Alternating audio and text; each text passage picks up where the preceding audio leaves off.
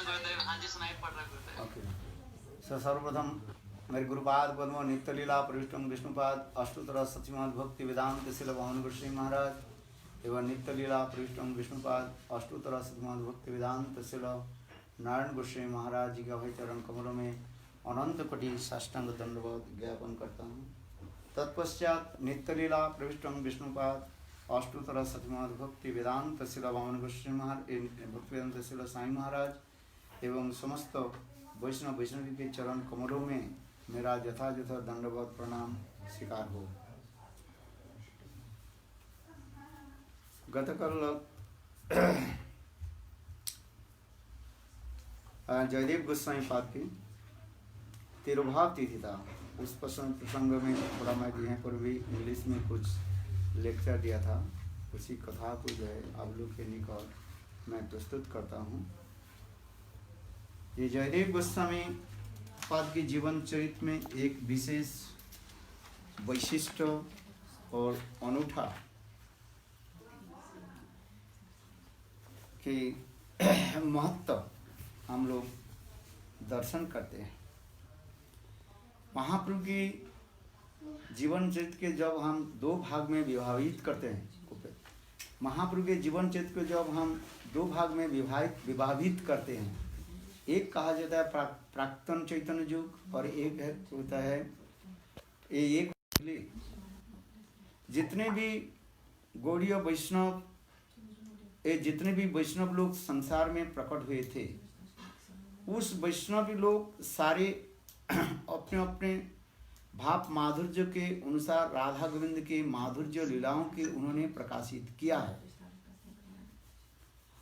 एवं जिसमें विशेष करके राधा गोविंद के माधुर्य लीलाओं के उन्होंने वर्णन करते हुए संभोग और विप्रलम्भ लीलाओं की कथा भी वर्णन किया गया, जिसमें प्रेम राज्य में दो विभाजन किया गया। एक होता है माधुर्य और एक होता है विप्रलम्भ, एक होता है विप्रलम्भ और दूसरी होता है संभोग।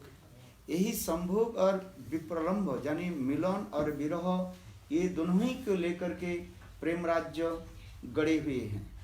इस प्रेम राज्य की कथाओं जो है विद्यापति, चंडीदास, जयदेव आदि ऐसे ऐसे महान आचार्य लोग, रसिक आचार्य लोग आकर के भाव माधुर्य की भी अतीव सुंदर रूप में व्याख्या किया।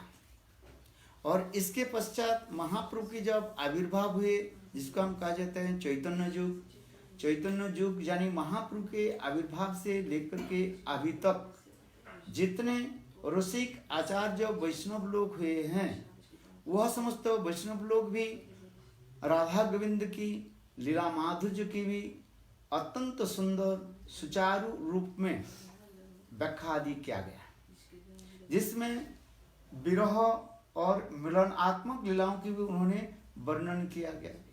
क्योंकि समस्त आचार्य लोग, रसिक आचार्य लोग प्रेम राज्य के ऊपर ध्यान देते हुए और जिसमें विप्रलम्भ और मिलन की व्याख्या आदि किया।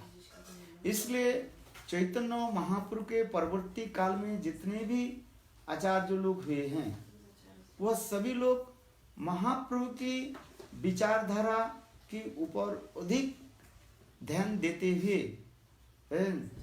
प्रेम की एक सुचारू सुंदर रूप में वर्णन किया, जिसमें विप्रलम्भ भावों की प्राधान्य देते हुए मिलन की वैशिष्ट जो है उन्होंने वर्णन किया गया।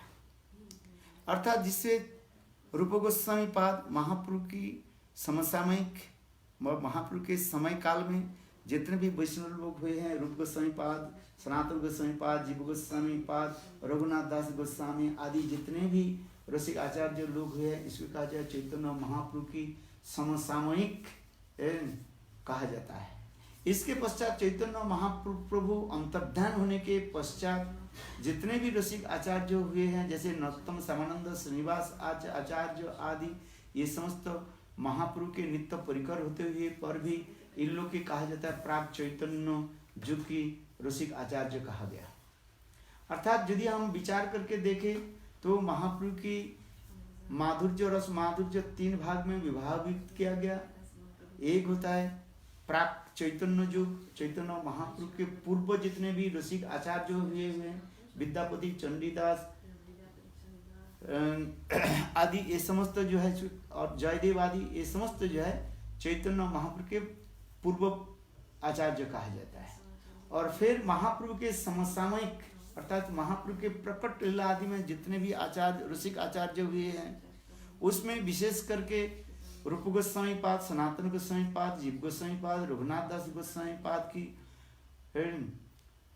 कथा माधुर्य आदि जो है वो एक विशेष विलक्षण दर्शन होता रहता है। और तीसरी जो है चैतन्य महाप्रभु के अंतर्ध्यान होने के पश्चात जितने भी रसिक आचार्य हुए हैं, जैसे नरोत्तम, श्यामानंद, श्रीनिवास आचार्य आदि, ये समस्त भी रसिक आचार्य अभी तक भी प्रभुपाद से लेकर के जितने भी हमारे गुरुवर्ग की जो है ये रसिक आचार्य की विचार वैशिष्ट भी एक अनूठा विलक्षण रूप में दर्शन कराया, जिसमें विशेष करके विप्रलंब की भावों की वैशिष्ट दिखाया गया। और महाप्रभु के पूर्व जितने आचार्य हुए हैं वो लोग अधिक रूप में जो है संभोग लीलाओं की वैशिष्ट दिखाया गया, और साथ ही साथ विप्रलंब की भी दिखाया गया, किंतु संभोग लीलाओं की उन्होंने प्राधान्य दिया, विप्रलंब की भावों की जो है गौण रूप में रखा गया। और महाप्रभु की समसामयिक में जो आचार्य हुए हैं ये दोनों की सामंजस्य करते हुए विप्रलंब और संभोग लीलाओं की जो है दोनों ही साथ में लेकर के चले। और फिर महाप्रभु की अंतर्ध्यान होने के पश्चात अर्थात चैतन्य युग की जितने लीलाओं की, चैतन्य परवर्ती युग में जो लीला कहा जाता है एक उसमें जो है अधिक रूप में विप्रलंब भावों की सर्वोत्तमता दिखाते हुए मिलनात्मक दिखाया गया। इसलिए हमें फिर मैं 3 विभाग विभाजन करते जा रहे हैं। एक होता है प्राक चैतन्य युग अर्थात चैतन्य महाप्रभु के पहले जितने ऋषिक आचार्य आए हुए हैं, और एक चैतन्य युग, एक चैतन्य परवर्ती युग अर्थात चैतन्य अंतर्ध्यान, चैतन्य महाप्रभु अंतर्ध्यान होने के पश्चात जितने आचार्य हुए हैं उसके कहा जाता है चैतन्य परवर्ती युग कहा गया। ये 3 युगों की आचार्य रसिक आचार्यों की भाव माधुर्य आदि यहाँ पर दर्शन हो रहे हैं। अभी हम जयदेव गोस्वामी पाद की ग्रंथावली और उनकी प्रेम माधुर्य आदि की एक विशेष वैशिष्ट हम दर्शन करते जा रहे हैं। पहले इसके वर्णन करने के पहले संक्षेप रूप में जयदेव गोस्वामी के जीवन चरित्र हम वर्णन करते हैं। जयदेव गोस्वामी पाद पश्चिम बंगाल में उन्होंने जन्म ग्रहण किया था, जिसमें कहा जाता है ये केंदुबिल्लो गांव में उन्होंने जन्म ग्रहण किया, और बांकुड़ा बीरभूम के सन्निकट में उन्होंने केंदुबिल्लो नाम गांव से उन्होंने जन्म ग्रहण किया। विशेष करके वो स्थान अतीब प्रसिद्ध है, जिसमें कहता है अजय नदी की तट पर उनकी गृह भी कहा जाता है। इसलिए जयदेव गोस्वामी पाद जब जन्म ग्रहण किया, उनके जन्म ग्रहण के पश्चात अति बचपन में अपने माता पिता को उन्होंने हराया, अर्थात अपने माता पिता से उन्हें विच्छेद प्राप्त हुई, अर्थात उनके माता पिता देहांतर हो गए और अत्यंत दीनहीन होकर के गांव में रहने लगे। किंतु रहते हुए बचपन से भगवान के प्रति प्रगाढ़ उनकी निष्ठा भक्ति आदि रहने लगे, और उन्होंने बचपन में स्वाभाविक प्रयोजन के सिद्ध भावों के अनुसार उन्होंने एक विग्रह आदि सेवा आदि करते, जिसे कहा जाता है राधा माधव कहा जाता है। इसलिए भक्ति विनोद ठाकुर भी कहा जाता है जय जय जय राधा माधव जय देवीर प्राणधन है। इस बंगला कीर्तन में हर गोस्वामी वर्ग की अपने अपने भजन प्रेम माधुर्य रस आस्वादन के लिए अपने अपने इष्ट देव की उपासना आदि दिखा गया। उपासना आदि के अनुसार अपने भाव माधुर्य यदि प्रकाशित करते रहते हैं, जैसे रूप गोस्वामी पाद गोविंद देव की उपासना आदि की, जीव गोस्वामी पाद राधा दामोदर की कहा गया जाता है, सनातन गोस्वामी पाद मदन मोहन की कथा सुनाया जाता है। तो इसी प्रकार आचार्य देव आदि सभी आचार्य देव ने अपने अपने भावना और रस माधुर्य के अनुसार अपने अपने इष्ट देव की भाव आदि लेकर के भी भजन साधन किया, जगत जीवों की शिष्य दिया। जैसे हमारे भक्ति सिद्धांत श्लोक प्रभुपाद उनकी अर्चा विग्रह और इष्ट देव कहा जाता है राधा गंधर्विका, गिरिधारी गंधर्विका कहा जाता है। प्रभुपाद की भक्ति सिद्धांत श्रील सरस्वती प्रभुपाद की अर्चा विग्रह कहा जाता है गिरिधारी राधा गंधर्विका, ये समस्त उनकी कहा जाता है। श्रील केशव गोस्वामी महाराज की आराध्य देव जो है उसमें उन्हें भी करते हैं, क्या बोलते हैं, राधा विनोद बिहारी कहा जाता है। श्रील गुरुदेव नारायण गोस्वामी महाराज के राधा रमन बिहारी कहा जाता है। उसी प्रकार अलग अलग आचार्य देवों की अपने अपने भाव माधुर्य के अनुसार अपने अपने इष्ट देव की आराधना आदि की। उसी कड़ी में श्रील जयदेव गोस्वामी पाद अपने इष्ट देव जो है राधा माधव की वर्णन आता है। इसलिए अभी जयदेव गोस्वामी पाद जब छोटे थे, पूर्वजन की संस्कार के अनुसार छोटे विग्रह जी राधा माधव की सेवा आदि करते थे। इसके पश्चात उन्होंने वो स्थान को छोड़ करके जगन्नाथपुरी में चले गए और जगन्नाथपुरी में रह करके उन्होंने भजन साधन प्रारंभ शुरू किया और नित्य प्रत्यह जगन्नाथ जी के महाप्रसाद सेवन और जगन्नाथ जी के श्री विग्रह आदि दर्शन आदि करते थे। भाव में विभोर होकर के जगन्नाथ जी के सामने नित्य गीत आदि व्यक्त आदि करते थे। जगन्नाथ स्थान के जो है वृंदावन समझ करके वहीं पर वृंदावन की भाव उद्दीपना आदि में डूबे रहते थे। इसी प्रकार उनकी जब उम्र बढ़ने लगे, करीब 15-16 साल हो गए, तो उस समय जगन्नाथ जी की एक विचित्र लीला संपन्न हुई। जगन्नाथ कौन भक्त के द्वारा किस प्रकार कौन लीला आदि रचना करना है, लीला पुरुषोत्तम भगवान कृष्ण भगवान ही वो जानते हैं। इसलिए उसी जगन्नाथ मंदिर में एक ब्राह्मण नित्य प्रत्यह जगन्नाथ जी के दर्शन करने के लिए आते थे और उनके एक बेटी थी, बहुत सुंदर सुशीला सुंदरी कन्या थी।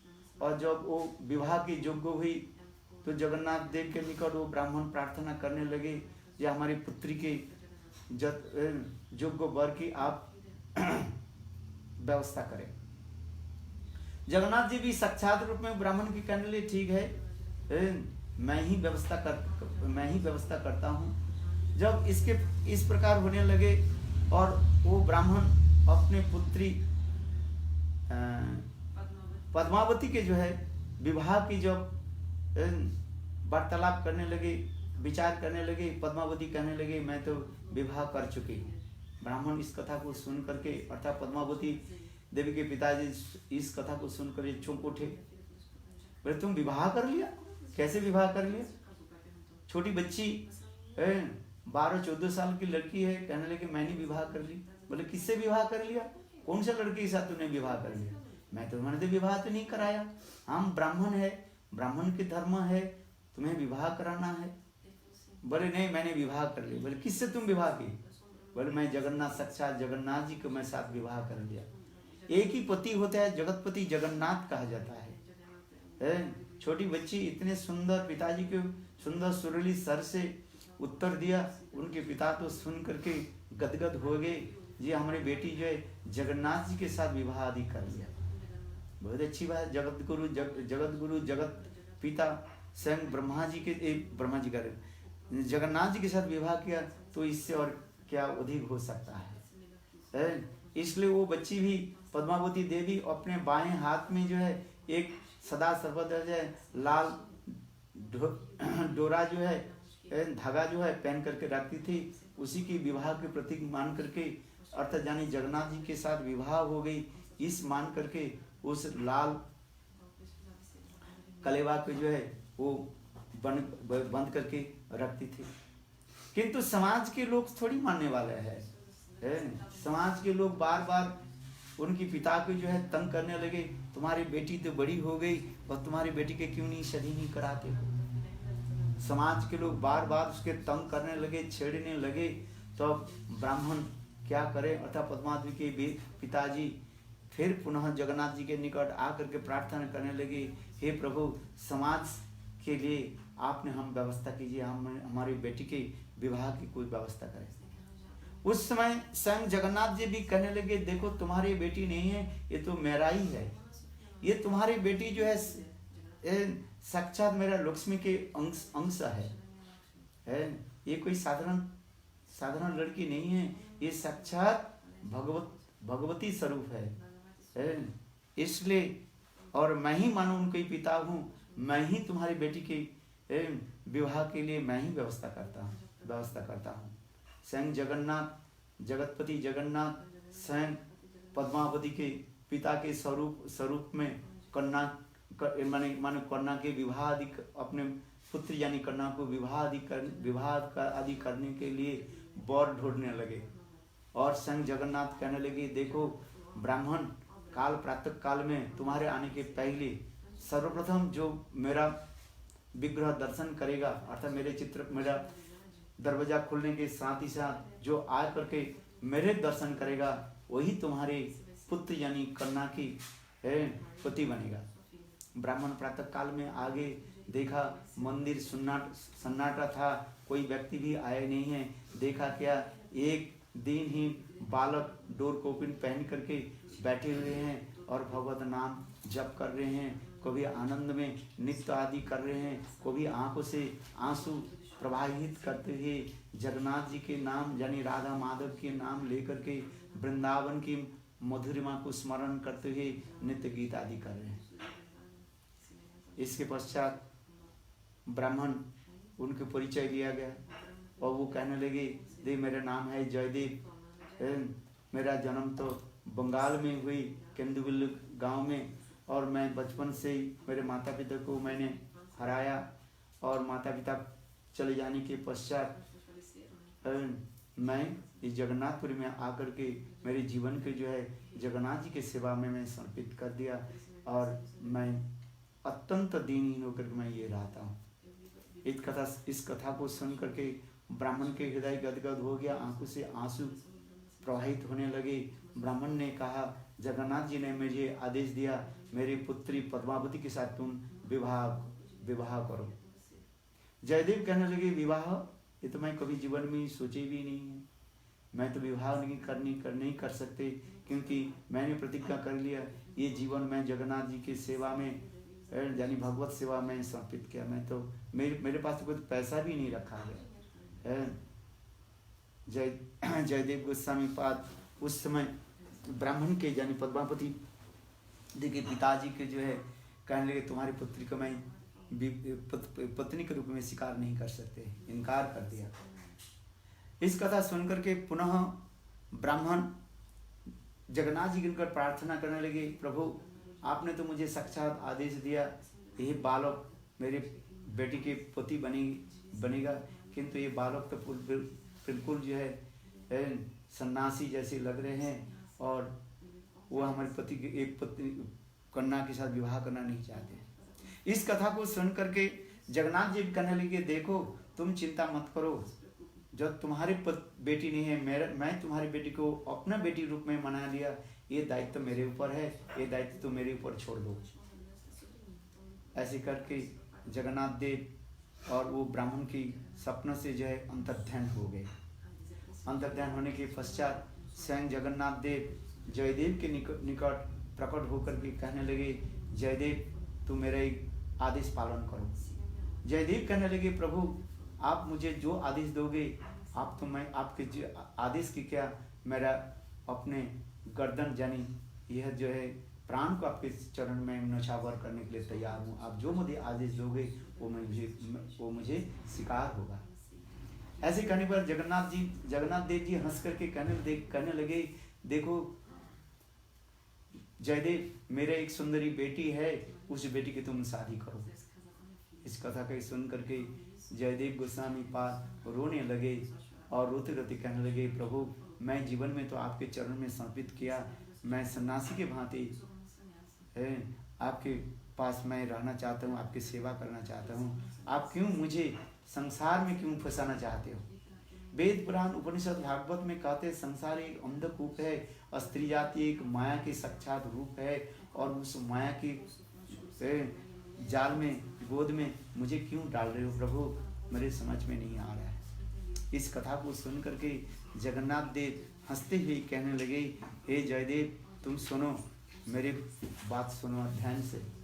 ये बात तो ये सब हो रहा है सपना में ही हो रहा है अथवा साक्षात रूप में माना जाता है, किंतु शुद्ध भक्त के स्वप्न और साक्षात जो है एक ही स्वरूप माना जाता है। इसलिए कहने लगे भगवान जगन्नाथ देव साक्षात कहने लगे, देखो ये पद्मावती कोई साधारण कोई लड़की नहीं है, इनके हाथ मांग से चमड़ा कोई साधारण नहीं है, ये तो साक्षात मेरे विमला देवी की यानी लक्ष्मी की जो है अंश स्वरूप है। केवल तो मैं नरला के अनुसार इनकी बेटी के रूप में मैंने स्वीकार किया और उस बेटी के तुम्हारे साथ शादी कराना मैं चाहता हूँ। इसमें मेरे अनेक जो है कार्य साधित होगा। इसके विवाह आदि करने से तुम्हारे भजन में किसी प्रकार जो है बाधा उपस्थित नहीं होगा। इस जगत में संसार की स्त्री पुरुषों के विवाह के द्वारा विवाह एक बंधन हो जाता है, उस बंधन में माया में फंस जाते हैं, जिसमें मैंने उदाहरण दिया, श्रीमद् भागवत उदाहरण देते हैं, जैसे रेशमी कीड़ा जो है जाल अपने मुंह के लार के द्वारा जाल बुनते और अपने ही जो है उसमें बंध जाता है, अपने दरवाजा को बंद करके अपनी रह जाता है और अपने मृत्यु के कारण बन जाता है। और एक प्रकार जो है कीड़ा जिसको कहते हैं मकड़ा जो है अपने मुंह के लार के द्वारा वो भी जाल बुनते हैं और जाल बुन करके और उसमें दौड़ते रहता है, न उसमें कोई फंसता है। यदि कोई मक्खी उसमें गिर जाए तो उसके वो झट वो उसको पकड़ लेता है, उसके आहार के रूप में वो भोजन कर लेता है। तो उसी प्रकार इस संसार में जीव अपने अपने कर्मफल के अनुसार रेशमी कीड़ा के भांति संसार में बंध जाते हैं, उस कर्म के फल वो भोगता रहता है, उस कर्म फल से उद्धार होना बहुत कठिन हो जाता है। इसलिए साधु गुरु भगवान इस संसार में प्रकट होकर के, साधु शास्त्र और भगवान इस संसार में प्रकट होकर के वही रेशमी कीड़ा रूपी मायाबद्ध जीवों की मुक्ति कराने के लिए उनकी उपाय सोचते हैं, उसके ऊपर कृपावादी आदि वर्षण करते हैं और उसके कैसे कर्मबंधन से मुक्त होकर के यानी भवबंधन से मुक्त होकर के भगवान को कैसे प्राप्ति करे और साक्षात भगवान कैसे प्राप्ति कर ले। किंतु क्योंकि इस संदर्भों में आचार्य पाद भी वर्णन करते हैं, ये विशेष करके इस कलियुग में भवबंधन से मुक्त होना इतने सहज नहीं होता है। यह तो भी मुक्त पुरुष भी संसार में रहते हैं, मुक्त भी पुनर्बंधनम, मुक्त पुरुष भी संसार में पुनः संसार के जाल से भी वो बंध हो जाता है। दूसरे की बात क्या कहें, माया अतीब दुस्तज्जा कहा गया। इसलिए भागवत गीता में भगवान कहते हैं ये दैविध्येषा गुणमयी मम माया दुरत्या मामेव ज प्रबद्धन्ते माया मेतां तरन्ते ते।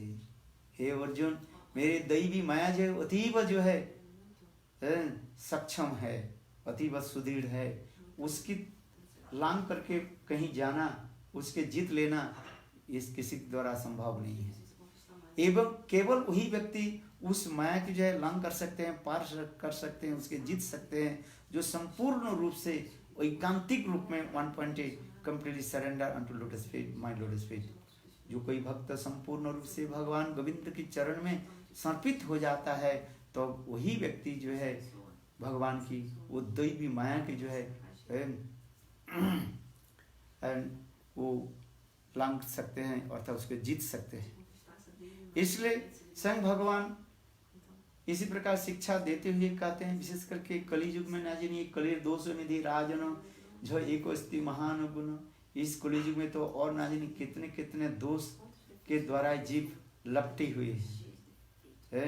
जिस प्रकार जाल जो बुनते हैं ना, मछली पकड़ने के जाल बुनते हैं, उस जाल में ना जाने कितने गांठ रहता है, बंधन रहता है, गांठ रहता है, नोट्स रहता है। शायद आप लोग देखे होंगे, ये मछली पकड़ने के लिए जाल होता है, उस जाल में कितने फंदे होते हैं और कितने नोट्स होता है, माने गांठ होता है, देखा है कभी? और उससे जो है एक गांठ में जो बंध जाता है, एक धागा को वहीं से निकालना तो किसी के लिए संभव नहीं होता है। और हजारों जो है, लाखों करोड़ जो है उसमें फंदा, और लाखों करोड़ उसमें क्या रहता है, नोट्स रहता है, माने गांठ रहता है। तो उसी प्रकार ये संसार रूपी मायाजाल में जो एक बार कोई फंस जाए, उसमें उस फंदे से कैसे निकलेगा। और ना जानिए उस फंदे में रह करते हुए कितने दोष रहता है। तुलसीदास जी तो रामचरित मानस में इतने सुंदर रूप में वर्णन किया, कलियुग की इतने सुंदर छवि अंकन कर दिया, चित्रपट अंकन किया। आप पढ़ो तो आप बिल्कुल जो है देखती रह जाओगे, चित्रपट के भांति आप रह जाओगे, इस फंदे से कैसे निकले। तुलसीदास जी कहते हैं, दो एक मैं उदाहरण देता हूँ। तुलसीदास जी कहते हैं, देखो माया की तमसा कैसे देखो, माया की तमसा कैसे देखो। बोले गोरस बेचे घर घर जा करके, बोले जो दूध पीने से शरीर में ताकत होता है, और उस दूध बेचने के लिए घर घर गैला जो है मिल्कमैन कहाँ जाता है, घर घर बेचने के लिए जाते हैं। 5 रुपया 10 रुपया 20 रुपया 40 रुपये में बेचता रहता है, 60 रुपये में दूध बेचता रहता है। 1 लीटर दूध कितने होता है, 50-60 रुपया होता है। और देखो उस गैला के जो है मिल्क मैन को क्या करना है ना, दूध की कटोरी के लेकर के घर घर में जाना पड़ता है दूध बेचने के लिए। दूध पीने से उनको शरीर में ताकत होता है। और देखो दो मदिरा पीने से शरीर में अनेक प्रकार रोग बीमारी हो जाता है। उस मादक द्रव्य को बेचने के लिए एक स्थान पर वो बैठा रहता है। मदिरा जो बेचता है वो कहीं घर में किसी नहीं जाता है, और वो भी कैसे बैठता है, अपने प्रोटेक्टेड एरिया में बैठता रहता है, चारी दीवार के अंदर में बैठा रहता है। एक छोटा सा छेद रहता है, उसमें जो है 200-500 रुपया, पता नहीं है कितने रुपया फेंकता रहता है, और उससे वो खरीदता रहता है। ये देखो इस माया के कैसे जाल है। तुलसीदास जी उदाहरण देते जा रहे हैं। और तुलसीदास उदाहरण दे माया के, देखो कैसे अपने सती नारी को सती शादी नारी को त्याग दे करके परपुरुष के लात खाने के लिए में घर घर में और नाजिनी कैसे जाता है, बेसालय में जाता है, और बेसा उसके लात मारता है। वो लात खाने के लिए और बेसा के घर में जाता है, और अपने सती साधी पत्नी की सेवा को वो बुरा मानते रहते हैं। इसलिए तुलसीदास जी इसमें तो बहुत उदाहरण दिया। समय संक्षेप होने के नाते मैं आपको सब नहीं बता नहीं पा रहा हूँ, और हमारे पास वो रामचरित मानस अभी तक नहीं है। मैं आपको कभी कभी सुनाऊंगा रामचरित मानस में ये चित्र तुलसीदास जी माया के कैसे चित्रपट दिखाएगा, अथवा अपने पति को छोड़ करके दूसरे पति के ऊपर कैसे बुरी नजर डालते रहते हैं, और अंत में उसके कोढ़ होकर के यानी कुष्ठ व्याधि होता रहता है, और अंत में उसके नरक गमी होता है, अनंत काल नरक में चले जाते हैं। इसके भी तुलसीदास जी भी दर्शन दिखाए। चलो आगे कथा को मैं वर्णन करता हूँ। स्वयं भगवान जगन्नाथ देव कहने लगे, हे जयदेव, तुम ये मत सोचो तुम्हारे विवाह के द्वारा तुम संसार में माया के जाल में बंधन हो जाओगे, ऐसे नहीं है। तुम्हारी पत्नी जो होगी वो पत्नी सती साधी नारी तुम्हें बिना और किसी के प्रति कुदृष्टि तो बहुत दूर की बात है, और कहीं तो वो साक्षात लक्ष्मी के जो है अंश है। वो पद्मावती के साथ तुम्हारे विवाह करो, जिसके द्वारा मेरा भी अनेकों जो है भक्ति कार्य जगत में साधित होगा और प्रचारित होगा। इस कथा को सुन करके जानी भगवत आज्ञा को आदेश को मान करके जयदेव गोस्वामी पाद ने पद्मावती के साथ जगन्नाथपुर में विवाह आदि किया और विवाह आदि करके वहीं पर राम सीता के भांति अत्यंत दीनहीन होकर के रहने लगे। यहीं पर भी आचार्य पाद भी वर्णन करते हैं, जब पद्मावती के साथ विवाह की रात्रि हुई, उन्होंने जयदेव गोस्वामी पाद पद्मावती के एक सवाल पूछा, ये पद्मा देखो मैं तो सन्यासी हूँ, ना मेरे पास कोई काना कोड़ी है जो तुमको मैं भरण पोषण आदि करूँ, तो तुम हमारे पास रह करके कैसे तुम जीविका कैसे निर्वाह करोगी। इस कथा के सुन करके पद्मावती देवी भी सुंदर भी उदाहरण दिया, जिस प्रकार भगवान रामचंद्र 14 साल वन में रहे सीता जी के साथ। सीता जी तो कोई एक भी सीता जी को रामचंद्र भी तो एक काना कोड़ी अयोध्या से नहीं ले गए वन में, और सीता देवी जैसे रामचंद्र के पास रह करके अपने जीवन बिताया, हे प्रभु आपके साथ भी मैं उसी प्रकार मैं जीवन बिताऊंगी। इस कथा को सुन करके जयदेव गोस्वामी पाद बहुत प्रसन्न हुए और उसी प्रकार जगन्नाथपुर में रह करके उन्होंने ये गीत गोविंद की जो है इस गीत गोविंद की पहली जो खसड़ा जानी उसके एक माने रचना करने के लिए वहीं पर संकल्प किया था। इसके पश्चात काल क्रम के अनुसार जयदेव गोस्वामी पाद जगन्नाथपुरी के छोड़ करके उन्होंने नवद्वीप धाम में आकर के और चंपाहटी में रहने लगे, एक कुटिया बांध करके, और वहीं पर रह करके उन्होंने गीत गोविंद से रचना आदि की। बोले गीत गोविंद की इतने सुंदर पदावली, जिस कथा को जो स्वयं रचना करके स्वयं जब कीर्तन आदि करते थे, उनके कीर्तन आदि सुनने के लिए स्वयं नवद्वीप के जो है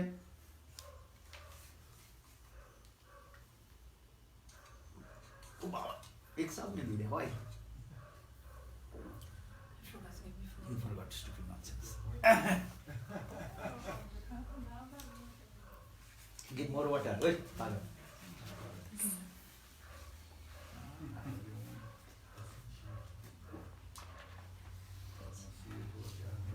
I did not give before Harikatha.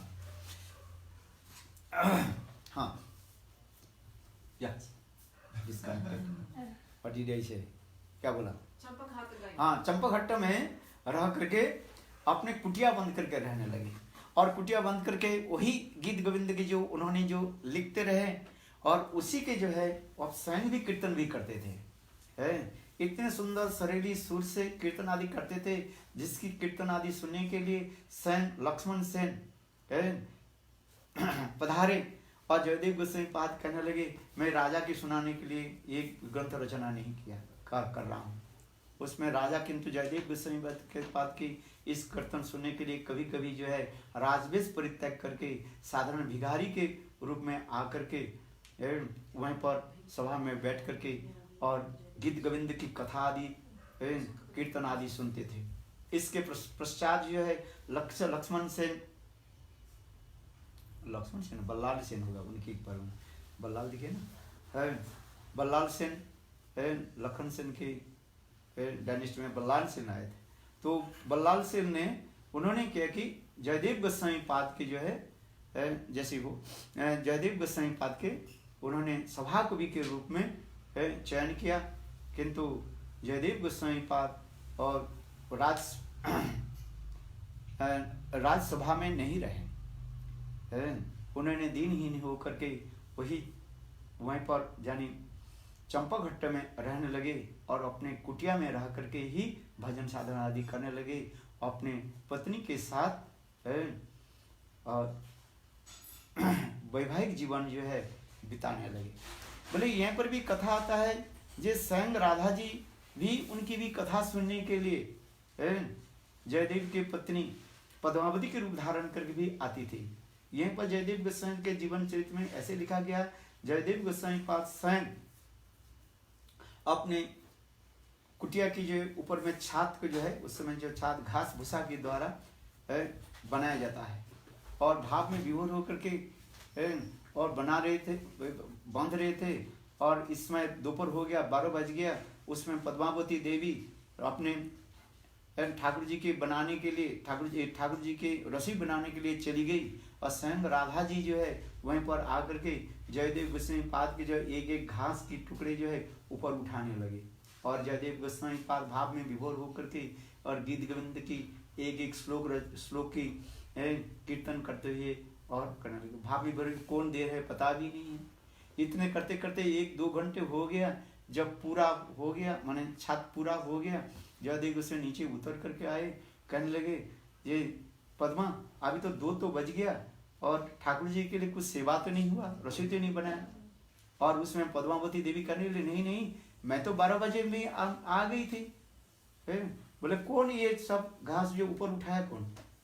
तो उसमें देखा क्या, विचार कर ली स्वयं राधा जी जो है पद्मावती के रूप धारण करके और जयदेव गोस्वामी के मुखार वृंद से ये गीत गोविंद की पदावली सुनने के लिए वहीं पर आ गई थी। तो ऐसे जयदेव गोस्वामी पाद की महान कवित्व आदि जो है। इसके पश्चात जयदेव गोस्वामी पाद उस स्थान को छोड़ करके, नवद्वीप स्थान को छोड़ करके फिर पुनः जगन्नाथपुरी की ओर चलने लगे। कुछ दिन बसवास करने के लिए, रहने के लिए उन्हें जगन्नाथपुरी की ओर चलने लगे। जगन्नाथपुरी के जाने के रास्ता में कुछ चोर डकैत भी उनके भी तंग आदि करने लगे। यहाँ भी वर्णन है। जगन्नाथपुरी में जाने के रास्ता में जयदेव गोस्वामी पाद अपने जो ग्रंथ जो रखा था उसके ऊपर लिखा था महा अमूल्य धन लिखा था। चोर ने सोचा इसके पास ये तो बाबा जी है, किंतु हो सकता है इसे कोई दान मिला है बहुत अमूल्य धन। इसलिए चोर ने किया कि डकैत ने कि उसको बांध लिया और बांध के उसके हाथ पैर कट करके एक कुएं में डाल दिया था।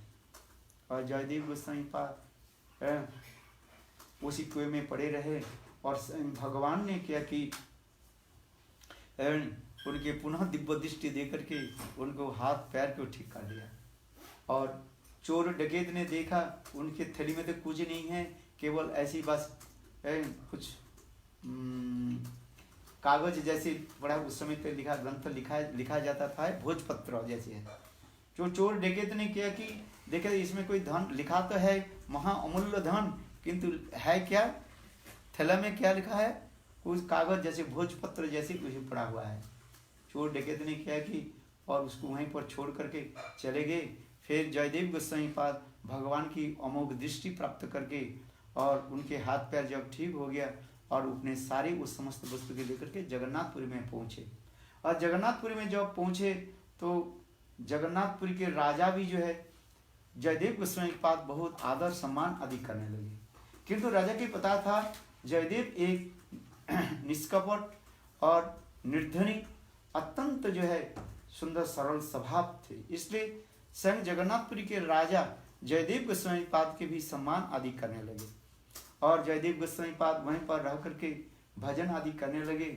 अपने स्वरचित ग्रंथ जो है गीत गोविंद जो है उसकी कीर्तन आदि करने लगे। जिस गीत गोविंद की मैं कथा जो स्वयं चैतन्य महाप्रभु स्वरूप दामोदर रायरमंद आदि से श्रवण आदि करते थे, विशेष करके विरह अवस्था में स्वरूपेर गान और रायर नाटक विरहेर काले दुहे राखेर पराण। जब चैतन्य महाप्रभु गंभीरा में सांत्वना देने के लिए स्वरूप दामोदर रायरमानंद यही जयदेव गोस्वामी पाद की जो है ग्रंथ यानी कीर्तन आदि करते रहते थे। रायर नाटकार स्वरूपेर गान विरहेर काले दुहे राखे पराण। इस प्रकार जयदेव गोस्वामी पाद उस समय इतने सुंदर ग्रंथ आदि रचना की, जिस ग्रंथ हमें विशेष करके ये गीत गोविंद जो है इस कथा को सुनते ही बस राजा भी मुक्त हो गए। यहाँ तक भी जगन्नाथपुरी में जितने बड़े बड़े पंडित विद्वान भी थे, जगन्नाथपुरी में बड़े बड़े विद्वान पंडित भी जयदेव गोस्वामी पाद के गीत गोविंद की पन्ना को देख करके और मुक्त हो गए थे। किंतु कुछ दुष्ट दुराचारी पंडित जयदेव गोस्वामी पाद की लाभ पूजा प्रतिष्ठा दे करके विरह और विरह जयदेव गोस्वामी पाद के जो है द्रोह आचरण करने लगे, कुप आदि कुछ आदि प्रचारण करने लगे। और ऐसे करके वह पंडित जो है दुष्ट पंडित जयदेव गोस्वामी पाद के गीत गोविंद के भांति एक भी ग्रंथ भी रचना किया है, जिसमें अलंकार छंद दोनों ग्रंथ बराबर होने के नाते राजा के निकट प्रार्थना की, ये कौन ग्रंथ है, कौन सा गीत गोविंद जो है रहेगा। तो उस समय राजा ने निर्णय दिया, ये देखो जगन्नाथ ही निर्णय देंगे, हम निर्णय नहीं देंगे। दोनों ग्रंथ जो है जगन्नाथ जी के मंदिर में रखा गया। रात काल में मंदिर के पट खोलते हुए देखा गया है, जयदेव गोस्वामी पाद के जो गीत गोविंद जो है जगन्नाथ जी के वक्षस्थल पर रखा हुआ है मैंने साक्षात जगन्नाथ गीत जयदेव गोस्वामी के सरचित जो ग्रंथ गीत गोविंद को अपने वक्षस्थल में धारण करके रखे हैं। और वो दुष्ट दुराचारी पंडित के जो गीत गोविंद जो है कि उसके पन्ना चारी तरफ फैला हुआ था, बिखरा हुआ था। तो इसमें राजा ने निर्णय दिया, देखो जयदेव गोस्वामी पाद के गीत गोविंद ही प्रचार होगा। तो इस गीत गोविंद के स्वयं जगन्नाथ जी श्रवण आदि करते थे। इसकी महिमा भी हमारे चैतन्य चरितामृत कृष्णदास कविराज भी वर्णन किया गया, ये किस प्रकार जगन्नाथ देव गीत जगदेव गोस्वामी पाद के स्वरचित गीत गोविंद की कथा श्रवण आदि करते थे। और यहाँ तक भी आज तक भी यह प्रथा है, जब तक जयदेव गोस्वामी पाद की गीत गोविंद है वह क्या नाम है जो आदि कीर्तन करते रहते हैं, क्या नाम कहते हैं, अरे जस्ट बोल गया, उनके मुखारविंद से जब तक वो गीत गोविंद कीर्तन नहीं होते,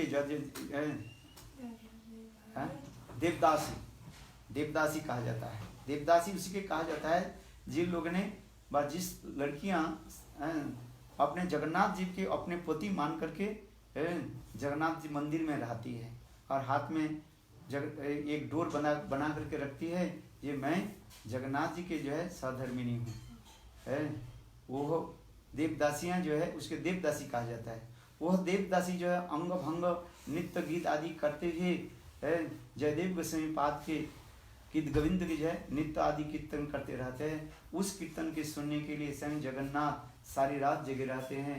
और जब ये जगन्नाथ जी के निकट ये समस्त कीर्तन करके रात गंभीर हो जाती है और गीत गोविंद पूरा श्लोक जब कीर्तन हो जाती है तब जगन्नाथ देव शयन करते हैं। ऐसी भी प्रथा आज तक है। इसलिए जयदेव गोस्वामी पाद के गीत गोविंद की महिमा अपार है। तो इसमें विशेष करके राधा जी की महिमा की वर्णन किया गया, जिसमें 8 प्रकार की नायिका और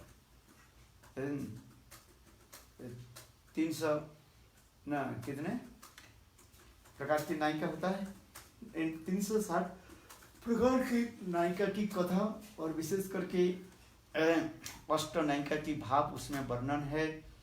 और 4 प्रकार की नायक की महिमा दिखाया गया। नायक की महिमा धीरोदत्त, धीर उदात्त, धीर शांत, धीर ललित नायक की महिमा। और उसी प्रकार 8 प्रकार नायिका की महिमा दिखाया गया। गीत गोविंद जो है अतीव उच्च स्तर की ग्रंथ है। अनधिकारी लोग पढ़े तो सोचेंगे काम शास्त्र जैसे लगेगा, स्त्री पुरुष के काम विकार के लगे, किंतु अधिकारी लोग उस ग्रंथ के पढ़ करके अपरिचित जगत में विचरण करते रहते हैं और उस भाव माधुर्य को आस्वादन करते हैं। इसलिए जयदेव गोस्वामी पाद की एक विशेष वैशिष्ट्य है जिन्होंने एक प्रचार आदि किया।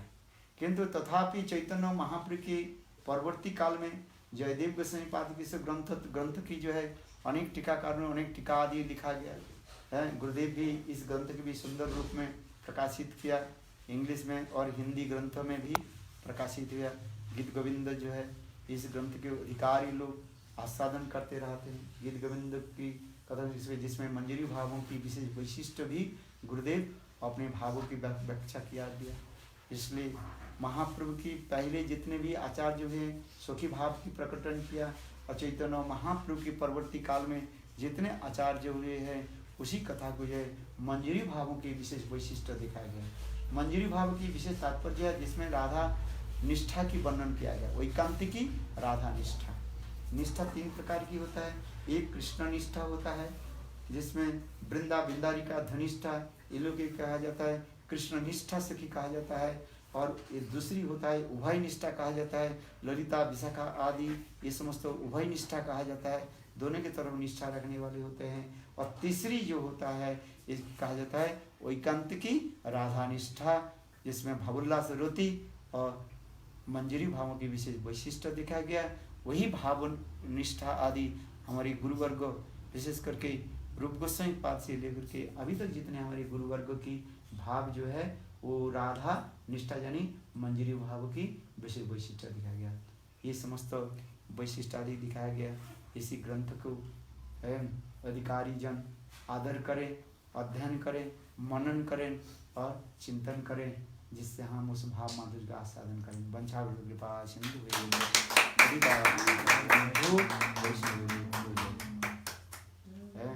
जय श्री जयदीप गोस्वामी पाद।